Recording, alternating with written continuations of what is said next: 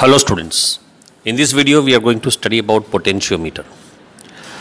The device that you can see in front of your screen is a potentiometer that we use in our laboratories. As you can see, on a wooden board we have a meter scale mounted.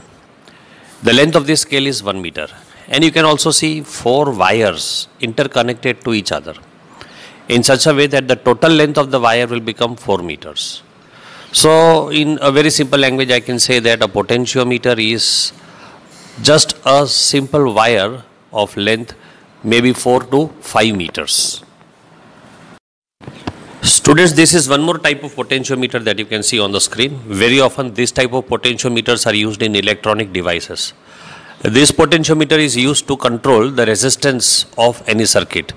It can change the resistance of a circuit. So it is used in motion controls, it is used in television controls and such things. Students, potentiometer एक बहुत ही important device है और इसके electronic industry में बहुत applications है. Potentiometer के 3 main applications जो आपको समझने हैं, मैं एक बार रिपीट कर देता हूँ, बोल देता हूँ मैं. सबसे पहला यूज जो है पोटेंशियोमीटर का, it is use to compare the EMF of 2 sales.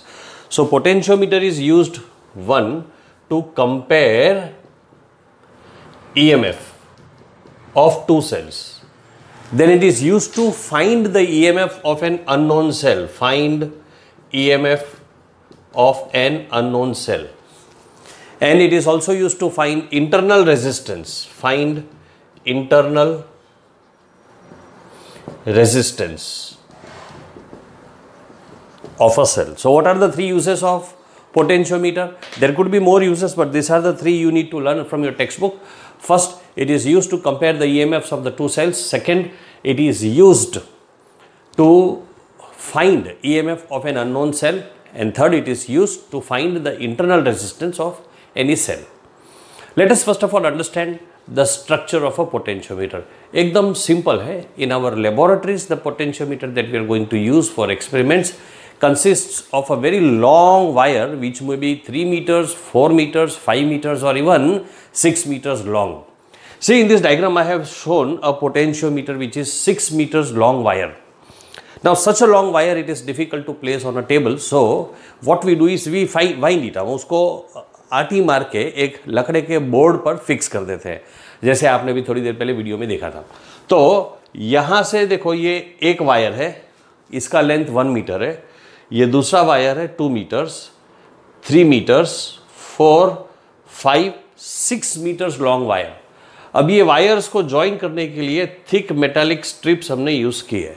ये मेटालिक स्ट्रिप्स काफ़ी छोटी होती है, तो इसका लेंथ जो है, strip of the metallic strip का जो लेंथ होता है, वो वायर की लेंथ के कंपैरिजन में नेग्लिजिबल होने से हम उसको इग्नोर करते हैं.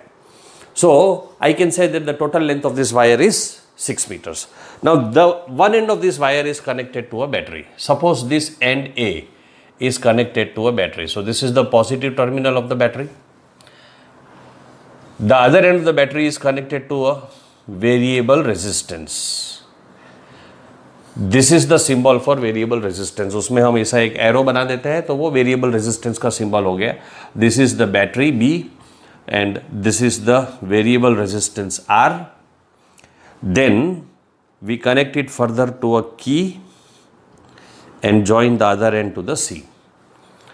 Now let us study the structure when we want to compare the EMF of the 2 cells. देखो, पोटेंशियोमीटर का स्ट्रक्चर ऐसा होता है. अब हमें स्टडी करना है कि 2 सेल्स का EMF कैसे कंपेयर किया जा सकता है. तो ये भी बड़ा सिंपल है. 2 सेल्स का EMF कंपेयर करना है या किसी अननोन सेल का EMF फाइंड करना है, दोनों के लिए सेम टाइप ऑफ डायग्राम हमें रिक्वायर्ड होगा. मैं डायग्राम अभी ड्रॉ करता हूँ. चलो उस डायग्राम को समझते हैं. चलो देखो स्टूडेंट्स, हमने क्या किया है, ये 2 सेल्स है. एक सेल का EMF एप्सिलॉन 1, दूसरे सेल का EMF epsilon 2. I have connected this 2 cells at terminal A, point A of our potentiometer. Remember, our potentiometer is only this much. I have connected the 2 cells epsilon 1 and epsilon 2 at point A.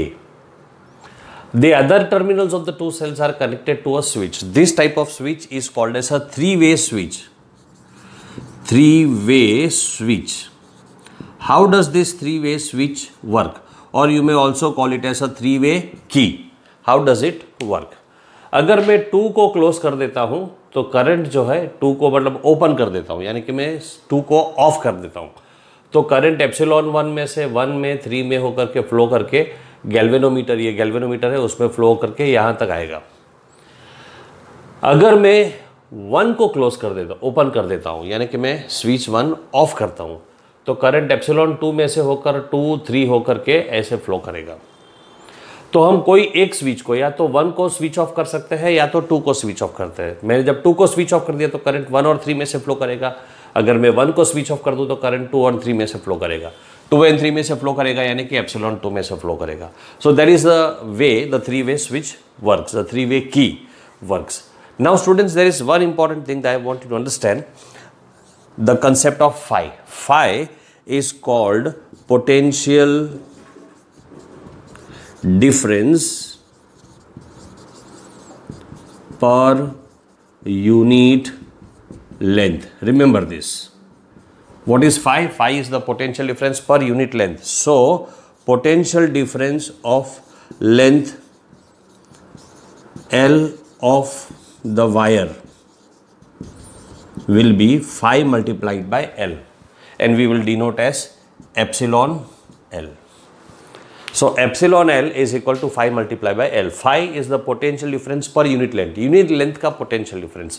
तो अगर length L होगा तो total potential difference कितना हो जाएगा? phi multiplied by L.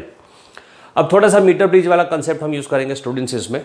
देखो, मैंने 2 sales epsilon 1 epsilon 2 इस तरह से कनेक्ट किया हुआ है।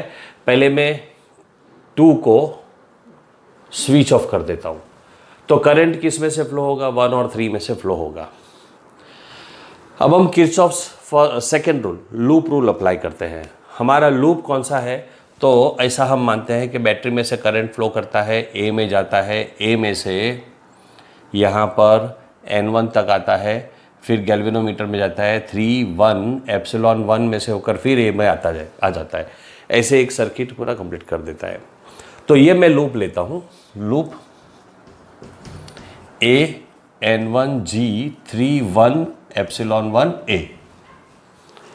अब स्टूडेंट्स इसमें एक बात याद रखो, ये N1 क्या है? तो N1 is a null point.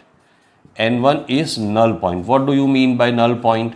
तो जैसे आपने मीटर ब्रिज में स्टडी किया था कि जब मैं जॉकी को इस वायर के ऊपर कहीं भी मूव करता हूँ तो मुझे एक ऐसा पॉइंट मिल जाएगा जहाँ पर करंट 0 हो जाएगा। सर्किट में गैल्वेनोमीटर का करंट 0 हो जाएगा। वो व्हीटस्टोन ब्रिज वाला प्रिंसिपल हम जब अप्लाई करते हैं। So at point N1 I get the current in the galvanometer is 0. That means there is no current flowing through this cell. And in that case, if I consider this loop, then by Kirchhoff's second rule, याद करो Kirchhoff's second rule क्या था? Total potential difference in the loop is 0. तो हमारे पास इस loop में एक wire है पूरा A से लेकर के N1 तक। सपोज इस वायर का A से लेकर के N1 तक का जो लेंथ है AN1, इसको हम लेंथ L1 डिनोट करते हैं। तो यहाँ से A से N1 तक लेंथ का पोटेंशियल डिफरेंस कितना होगा? तो पोटेंशियल डिफरेंस का फॉर्मूला जैसे हमने दिखा था, per unit length potential difference अगर phi है तो लेंथ L1 के लिए पोटेंशियल डिफरेंस कितना हो जाएगा? तो वो phi L1 हो जाएगा। So you will have -phi L1, क्योंकि मैं पॉजिटिव से नेगेटिव की तरफ जा रहा हूँ, इसलिए हम पॉजिटिव से निकल रहे हैं। तो ये पॉजिटिव टर्मिनल है, ये नेगेटिव टर्मिनल हो जाएगा। ये जो वायर है ना, वो खुद एक बैटरी की तरह एक्ट करता है। फिर जब हम आगे जाते हैं तो हम G में जाते हैं, G में से हम 3 में आते हैं, 3 में से 1 में आते हैं और हमको यहाँ बैटरी मिलता है। जब हमको बैटरी मिलता है तो याद करो स्टूडेंट्स, जब किसी लूप में हम नेगेटिव टर्मिनल से पॉजिटिव टर्मिनल के ऊपर जाते हैं तो हम प्लस लिखते हैं। तो प्लस इसका पोटेंशियल डिफरेंस है एप्सिलॉन 1। अच्छा, एक और बात है, मैं रास्ते में गैल्वेनोमीटर भी क्रॉस करता हूँ। गैल्वेनोमीटर का पोटेंशियल डिफरेंस 0 हो जाएगा क्योंकि उसमें कोई करंट फ्लो नहीं करता है। और फिर मैं यहाँ पर प्लस एप्सिलॉन 1 लिख देता हूँ। तो total potential difference 0 according to the Kirchhoff's first rule. So I will have epsilon 1 is equal to phi L1. This we will call as equation number 1. Now students, I will put on the switch 2, यानी कि मैं इसको close करूंगा और 1 को of कर दूंगा। तब ये मेरा नल पॉइंट चेंज हो जाएगा और मुझे जॉकी को मूव करते करते कहीं आगे लेकर आऊँ तो मुझे जो नल पॉइंट है वो किसी और पॉइंट N2 पर मिल जाता है। अब मान लो length of AN2 is L2। अब ये पूरा हमारा सर्किट हो गया, यहाँ से इधर से N2 पर आए, फिर गैल्वेनोमीटर में आ गए, फिर 3 में आ गए, फिर 2 में आ गए और एप्सिलॉन 2 में आकर वापस A पर आ गए। तो अब हमारा लूप कौन सा हो गया students? Loop A N2 G3 2 epsilon 2 A, ये हमारा कंप्लीट लूप हो गया। A से हम ऐसे नीचे N2 पर आते हैं, फिर गैल्वेनोमीटर में आते हैं, फिर 3 में आते हैं, 2 में आते हैं, एप्सिलॉन 2 में आते हैं और A में आते हैं। तो A से लेकर के N2 तक का जो पोटेंशियल डिफरेंस है वो हो जाएगा -φL2, क्योंकि ये पूरा लेंथ जो है AN2 का लेंथ हमने L2 लिया है। तो AN2 का लेंथ L2 होने की वजह से उसका पोटेंशियल डिफरेंस हो जाएगा -φL2, क्योंकि हम पॉजिटिव से, ये पॉजिटिव टर्मिनल एक्ट करेगा, ये नेगेटिव टर्मिनल एक्ट करेगा, तो पॉजिटिव टू नेगेटिव जा रहे हैं। फिर हम गैल्वेनोमीटर में आते हैं, तो गैल्वेनोमीटर में करंट नहीं है, इसलिए उसका पोटेंशियल डिफरेंस 0 है। फिर हम आगे आते हैं 3 2 से होकर के एप्सिलॉन 2 में हम नेगेटिव से पॉजिटिव में जा रहे हैं। So this we will write as plus epsilon 2 is equal to 0। So epsilon 2 is equal to φL2। Now if I divide equation 1 by equation 2, then I will have epsilon 1 by epsilon 2 is equal to 5 will get cancelled, L1 by L2. So this is how you can compare the EMF of two cells. So ये एक application हो गया potentiometer का, comparison of the EMF of two cells. अब इसका दूसरा application, अगर आपको किसी unknown cell का EMF ढूंढना है तो सिंपल है, ये दो सेल्स में से एक सेल जो है ऐसा लगा दो जिसका EMF हमें पता है और दूसरा सेल जो है जिसका EMF हमें पता नहीं है। तो हमें सपोज E1 का EMF पता है तो आप E2 का EMF ढूंढ सकते हो। सिंपल, आपको L1 मालूम है, L2 मालूम है, क्योंकि लेंथ ऑफ द वायर तो आपको पता होगा। So that is how the same formula can also be used to find the EMF of unknown cell. So in this explanation we have studied two uses of potentiometer. We have studied one use where we can compare the EMFs of the two cells. Then we have studied the use where we can find the EMF of unknown cell. Now we will see how to find out the internal resistance of any cell. For that we will have to draw a different type of diagram. Our potentiometer structure will remain the same. We will have to change this part of the circuit. Let me change the part of the circuit and let us discuss that structure, how to find out the EMF of the two cells. Let us see that. Now students, see this circuit diagram. We have made a slight change in the circuit diagram. Instead of having two cells, now we are having one cell whose internal resistance we have to find. And in the place of other cell, we have connected a key and a resistance box in the circuit. That's it. It's very simple. Now when I put on the key, put off the key, यानी कि मैं उसमें से की में से जो plug होता है वो निकाल देता हूँ, यानी कि इसमें से अब करंट फ्लो नहीं होता है, ये वाला जो पार्ट है वो स्विच ऑफ हो गया। So when I open the key, we say in electricity language that we open the key. तो जब मैं की ओपन कर देता हूँ तो current will flow from A into the cell epsilon into the galvanometer, and then we will get a null point at N1. And if we get a null point at N1, then by Kirchhoff's rule we will have once again the same formula in the loop A. Then I will take N1 G epsilon A. So loop A N1 G epsilon A. In this loop, if length of AN1 is AN1 का length अगर मैं L1 लेता हूँ तो potential difference कितना हो जाएगा? -φL1 plus, अब G का पोटेंशियल डिफरेंस 0 हो जाएगा क्योंकि नो करंट, नल सिचुएशन है, और ये पोटेंशियल डिफरेंस हमको मिलेगा epsilon is equal to 0. So I have one equation, epsilon is equal to φL1. इस बार हमारे पास सिर्फ एक ही सेल है, वो याद रखो। अब अगर बच्चों में की को क्लोज कर देता हूं तो ए से जो करंट निकलने वाला है वो के में से होकर जाएगा और रेजिस्टेंस बॉक्स में से होकर जाएगा। तो जो टोटल पोटेंशियल डिफरेंस है रेजिस्टेंस की वजह से ज़्यादा ड्रॉप हो जाएगा। तो मुझे अब नल पॉइंट यहाँ किसी पॉइंट पर मिल जाएगा AN2 पर। फिर मैं लूप लेता हूँ AN2GKA, then the length of AN2, if I take AN2 length as L2, then what do I get? Minus phi L2 plus 0 plus. This time when the current is flowing through the key, the EMF of the cell will decrease and what we will get is called as the terminal voltage of the cell. देखो maximum current कब मिलता है? जब cell में से current flow नहीं करता है, लेकिन जैसे ही मैंने की क्लोज कर दिया तो अब सेल का जो करंट है वो की में से होकर फ्लो होने लगता है, तो उसका जो EMF है वो ड्रॉप हो जाएगा। In other words I can say that potential terminal voltage हमको मिलेगा V। तो I can write plus V is equal to 0, that means V is equal to phi L2। This is our equation number 2। Now if I divide 1 by 2, then I will have epsilon by V is equal to L1 by L2. Epsilon by V is equal to phi will get cancelled. This phi and this phi gets cancelled. We have L1 by L2. Now students, remember we have this formula V is equal to epsilon minus IR.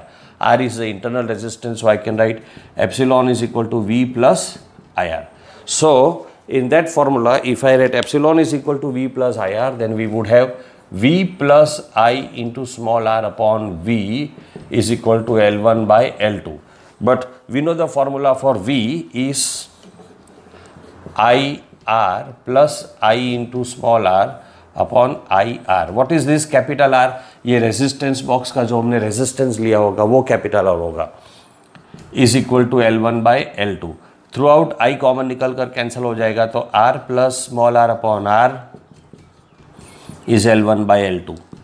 R upon R is 1 plus small r upon capital R is equal to L1 by L2. 1 को right में ले लेंगे तो small r upon capital R is equal to L1 by L2 minus 1. So small r is equal to L1. R को हम right side में ले जाकर मल्टीप्लाई कर देंगे तो L1 by L2 minus 1 into R. This is how you can find out the internal resistance. Small r is the internal resistance of this cell epsilon. So students, this is the third application of potentiometer. I have written the derivation in a bit details. In textbook it is not given in so much detail, so students may try to copy this from the video. And one last important thing that you have to understand is the most important aspect of potentiometer. उसका सबसे बड़ा advantage ये है students कि ये जो potentiometer है वो हमारे जो मेन सेल में से करंट ड्रॉ नहीं, मतलब सॉरी, जिसका हमें EMF ढूंढना है उसमें से करंट ड्रॉ नहीं करता है.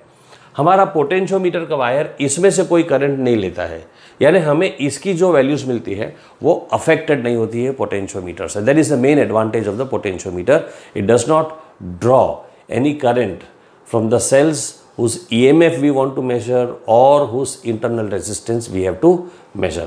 So that was all about potentiometer. We complete the theory of chapter 3 current electricity. A few problems are remaining. I will start solving the problems from the next video onwards. See you in the next video.